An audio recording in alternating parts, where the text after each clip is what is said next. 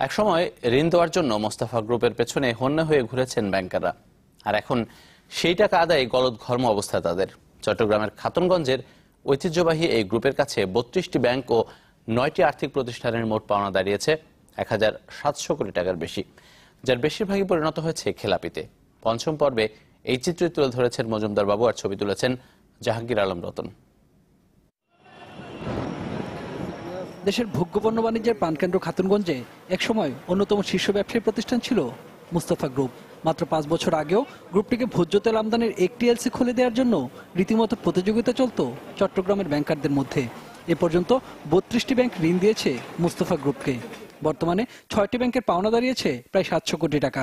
এর মধ্যে ইসলামী ব্যাংক ১৩৫ কোটি, পূবালী ১১৫ কোটি, কৃষি ব্যাংক ১০৯ কোটি, ন্যাশনাল ব্যাংক ১০৮ কোটি, ঢাকা ব্যাংক ১০৪ কোটি এবং সোশ্যাল ইসলামী ব্যাংক ১০২ কোটি টাকা পাওনা রয়েছে। ৫০ থেকে ১০০ কোটি টাকার মধ্যে পাওনা রয়েছে ৭টি ব্যাংকের। এবি ব্যাংক ৮৫ কোটি, সাউথ ইস্ট ৮১ কোটি, বিডিবিএল ৮৬ কোটি, অগ্রণী ব্যাংক ৭০ কোটি, ট্রাস্ট ব্যাংক ৬২ কোটি, মার্কেন্টাইল ব্যাংক ৫৫ কোটি এবং ইস্টার্ন ব্যাংক ৫৪ কোটি টাকারও বেশি পাওনা রয়েছে। ব্যাংক ছাড়াও ৯টি আর্থিক প্রতিষ্ঠান প্রায় ৬০ কোটি টাকা গ্রুপটির কাছে পাওনা। এই শত শত কোটি টাকার অধিকাংশই দেওয়া হয়েছে ভোজ্য তেল আমদানির জন্য।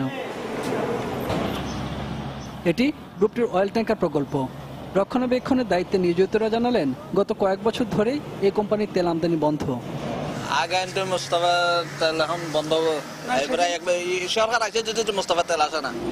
এ অবস্থায় ইসলামী, UCBL, Pubali, prime, national bank সহ অনেক ব্যাংকেই গ্রুপটি খেলাপি হিসেবে চিহ্নিত হয়েছে। আমার জানা মতে ২-৪-৫ জন এই ধরনের পরিস্থিতি কয়েকটি ব্যাংকের জন্য সৃষ্টি করেছেন এবং সেটা ওভারকাম করার জন্য সম্ভবত ব্যাংকগুলো কিছুটা কঠোরতার দিকে যাবে বলে আমার ইনফরমেশন আছে। তবে গ্রুপটির চেয়ারম্যানের দাবি, ব্যবসায় মন্দাবস্থার আগে ব্যাংকগুলো গ্রুপটির কাছ থেকে নিয়েছে প্রচুর, তাই ছাড় দিতে হবে তাদেরকেই। ব্যাংক তো ওতে কামাচ্ছে, ইন্টারেস্টে অনেক পয়সা ব্যাংকে প্রফিট করছে, কিন্তু এখন ব্যাংক কেন ছাড় দিচ্ছে না সেটাই আসল কথা।